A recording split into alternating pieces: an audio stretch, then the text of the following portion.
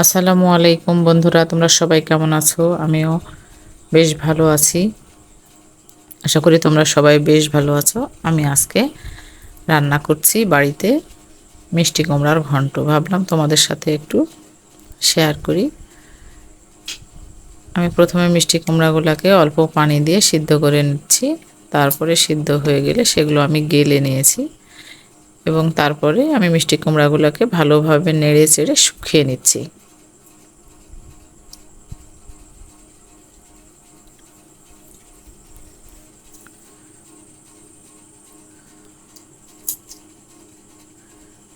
মিষ্টি কুমড়াতে আবার আমার একটু পানি থাকলে ভালো লাগে না, আমি একদম শুকনা করে নিই। তারপরে আমি একটু আরেকটা কড়াইয়ে দিয়ে দিচ্ছি পেঁয়াজ, রসুন কুচি, পেঁয়াজ কুচি আর শুকনা মরিচ।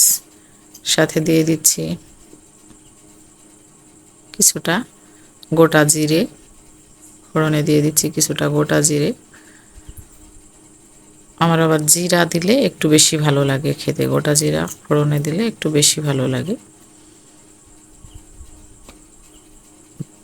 তো তারপরে আমি এখানে ভেঙে দেব আরেকটা ডিম।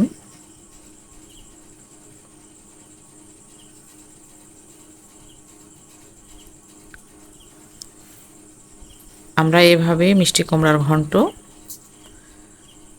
চটজলদি করলে এভাবে করে নিই। বাসায় হয়তো মাছ নাই, অনেক সময় মাছের মাথা দিয়েও করা হয়, কিন্তু যখন মাছ থাকে না তখন আমরা এইভাবে ডিম ভেঙে দিয়ে মিষ্টি কুমড়ার এই ঘন্টটা করে থাকি। এটাও অনেক ভালো লাগে খেতে। তোমরা একবার এভাবে বানিয়ে খেয়ে দেখতে পারো।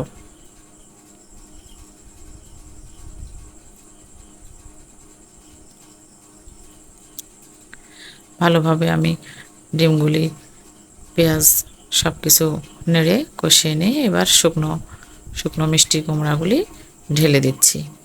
মিষ্টি কুমড়াটা এবার আমি পেঁয়াজের সাথে ডিমের সাথে ভালোভাবে নেড়ে চেড়ে মিশিয়ে নিচ্ছি।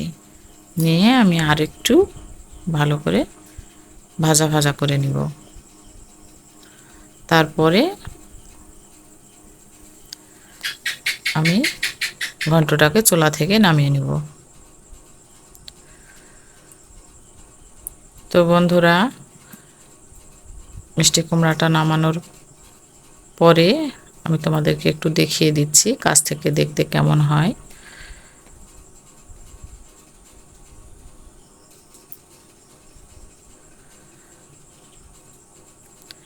যদি আমার মিষ্টি কুমড়া রান্নাটা তোমাদের কাছে ভালো লেগে থাকে তাইলে তোমরা আমাকে লাইক, কমেন্ট আর শেয়ার করে যেও প্লিজ। বন্ধুরা, তোমরা আমাকে একটু সাপোর্ট করো, আমার চ্যানেলটাকে একটু সাবস্ক্রাইব করো। আজকের মতো এখানেই বিদায় নিচ্ছি। আসসালামু আলাইকুম। তোমরা সবাই ভালো থেকো। আল্লাহ হাফেজ।